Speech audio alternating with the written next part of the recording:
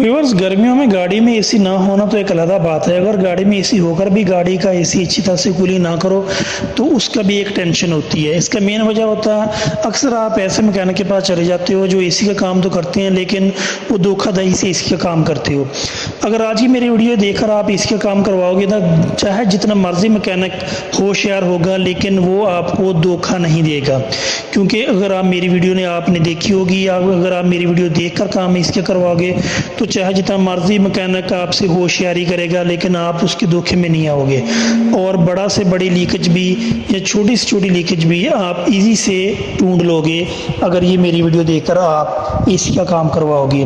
आज की वीडियो में आपको बताऊंगा कि आपने किस तरीके से एसी का काम करवाना है ताकि आपके पैसे भी बच जाएं और आपका एसी का काम भी अच्छे तरीके से हो। चाहे कोई मैकेनिक जितनी मर्जी होशियारी भी करेगा लेकिन आपने उसकी बातों में नहीं आना, आपने वही काम करना है जैसे मैंने आपको इस वीडियो में बताना है। अगर आप मेरे चैनल पर नए हैं तो मेरे चैनल को सब्सक्राइब करके बेल आइकन को जरूर प्रेस कीजिएगा ताकि आने वाली तमाम वीडियो का नोटिफिकेशन आपको मिलता रहे। व्यूवर, सबसे जो मुश्किल काम होता है ना, गाड़ी की लीकेज चेक करना होता है। गाड़ी की एसी की जो लीकेज होती है ना, उसको ढूंढना सबसे मुश्किल होता है। अगर आपकी गाड़ी की एसी की लीकेज मिल जाए तो आपका एसी का मसला हल हो जाता है।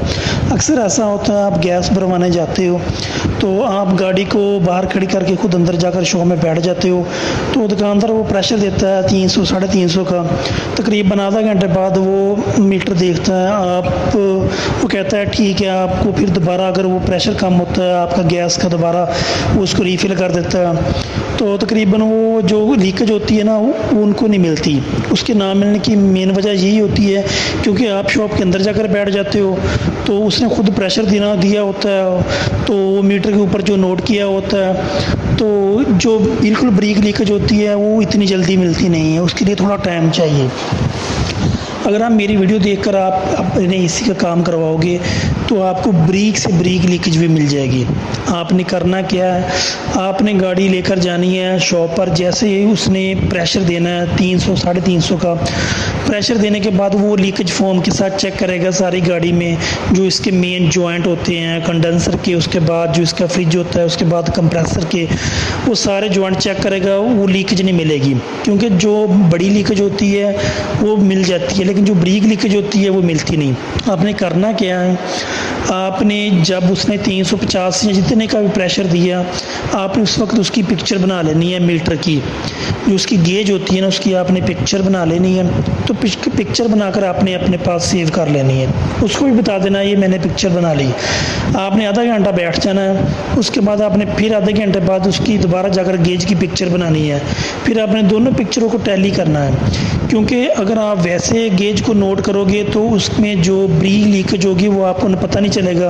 आपको ऐसे ही पता चलेगा जैसे 350 का प्रेशर पहले दिया है आप भी 350 का लग रहा है। लेकिन जब आप पिक्चर बनाओगे उसके बाद आप दोनों पिक्चरों को टैली करोगे तो आपको 350 में से अगर 10 पॉइंट भी कम हुआ वो पिक्चर में आपको पता चल जाएगा।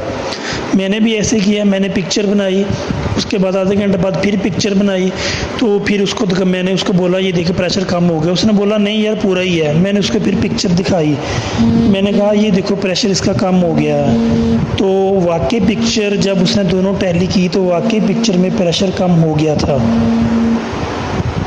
तो लीकेज का जो सबसे पहला स्टेप होता है, अगर आपकी कोई ब्रेक भी लीकेज है आपने गेज के ऊपर पिक्चर खींची उसके बाद आपको लीकेज मिल गई, उसके बाद जो पहला स्टेप होता है गाड़ी का जो कंडेंसर होता है उसको बाहर निकाल कर अलग प्रेशर देना। आपने गाड़ी का कंडेंसर को बाहर निकाल कर उसको भी आपने अलग 300 का प्रेशर देना है। फिर जब आपने प्रेशर देना है उसके बाद फिर आपने वही काम करना है जो आपने पहले किया था। जैसे ही उसका प्रेशर पूरा हो जाए आपने गेज की पिक्चर बना लेनी है। फिर आधे घंटे बाद आपने फिर पिक्चर बना लेनी है। अगर तो कंडेंसर की ब्रेक लीकेज होगी, क्योंकि जो कंडेंसर की ब्रेक लीकेज होती है वो ढूंढनी बहुत मुश्किल होती है, तो कई दफ़ा लीकेज ऐसी भी होती है अगर आप उसके ऊपर आप सर्फ भी डालोगे तो वो लीकेज आपको नहीं मिलेगी। तो उसका तरीकाकार यही होता है, आपने उसकी पिक्चर बना लेनी है, फिर आपको ब्रेक लीकेज मिल जाएगी। फिर आपने उसको पानी के अंदर डिप करके भी लीकेज का पता चल जाएगा। जितनी मर्जी ब्रेक लीकेज होगी जब आप उसको पानी के अंदर डिप करोगे तो आपको नज़र आनी शुरू हो जाएगी। लेकिन बेहतर यही होता है कि लीकेज को ढूंढना। अगर आप पिक्चर नहीं बनाओगे तो आपको लीकेज नहीं मिलेगी, क्योंकि अगर आप गेज के ऊपर वैसे डिजिट पढ़ोगे 350 का प्रेशर दिया है, अगर आप वैसे 350 नोट कर लोगे, क्योंकि जो ब्रेक लीकेज होती है वो 350 से 345 तक आती है या 340 तक आती है। तो गेज में 350 से 340 के दरम्यान अगर आप वैसे पढ़ोगे तो आपको इतना फ़र्क महसूस नहीं होगा, लेकिन जब आप पिक्चर खींचकर उसको आपस में दोनों पिक्चरों को देखोगे तब आपको पता चलेगा ये वाकई लीकेज है। तो आपने ऐसे ही करना है। तो कंडेंसर की लीकेज अगर आपको मिल जाए तो बहुत अच्छी बात है। अगर कंडेंसर की लीकेज ना मिले तो उसके बाद जो तीसरा स्टेप होता है वो उसका जो फ्रीज़र होता है उसकी लीकेज चेक करना होता है। तो उसका भी सेम वही तरीका होता है, उसको भी प्रेशर देकर आपने थोड़ी देर के लिए उसकी गेज की पिक्चर बना लेनी है। तो उसके बाद आपने दोबारा चेक करना है। अगर उसका फ्रीज़र भी ठीक होगा तो उसके बाद जो लास्ट स्टेप होता है वो होता है कंप्रेसर के ऊपर जो जॉइंट होते हैं उनकी लीकेज होती है।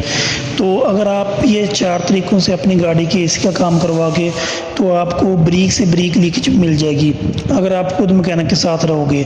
अगर आप गाड़ी खड़ी करके खुद अंदर जाकर बैठ जाओगे फिर मैकेनिक ऐसे ही बोलेगा, आपकी गाड़ी में प्रेशर देगा, थोड़ी देर बाद आपको बोलेगा भी ठीक है, वो दोबारा गैस भर देगा। वो गैस जो भरेगा वो तकरीबन 1 मंथ के बाद निकल जाएगी, क्योंकि जो बाल के बराबर लीकेज होती है वो आस्ता आस्ता गैस लीक हो जाती है। तो 1 महीने के बाद जब दोबारा आप जाओगे तो वो बोलेगा आपने गाड़ी कहीं ठोक दी है जिसकी वजह से आपकी लीकेज हुई है या कोई मसला बन गया। मैंने उस वक्त आपको तो कूलिंग चेक करवाई थी, गैस पूरी करके दी थी, तो किसी तरीके से मानेगा नहीं। तो उसके बाद अगर आप इस तरीके से अपनी गाड़ी का एसी का काम करवाओगे तो उम्मीद है कि आपका जो एसी का काम है वो 100% ओके होगा। और आखिर पे जब भी आपने गैस भरवानी है आपने कोशिश करना है कि चाइना की गैस ना हो। आपने अमेरिकन कंपनी की जो हनीवेल की जेंट्रॉन गैस आती है तो आपने कोशिश करना है कि वो आपने अपनी गाड़ी में डलवानी है। तो उसका फ़ायदा ये होता है कि वो एक देर पर रहती है और उसकी कूलिंग भी बहुत अच्छी होती है। लेकिन कोशिश करनी है कि आपने किसी अच्छे मैकेनिक के पास जाना है जो बिल्कुल, कई दफ़ा ऐसा भी होता है कि जो सिलेंडर होता है वो ओरिजिनल होता है लेकिन उसमें जो गैस वो चाइना की उन्होंने डलवाई होती है।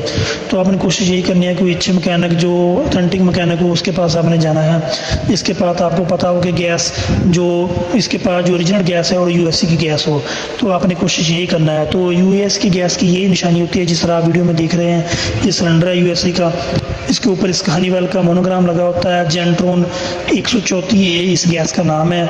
तो आपने कोशिश यही करनी है कि आपने जब भी गैस भरवानी है आपने genuine gas made in USA की भरवानी है।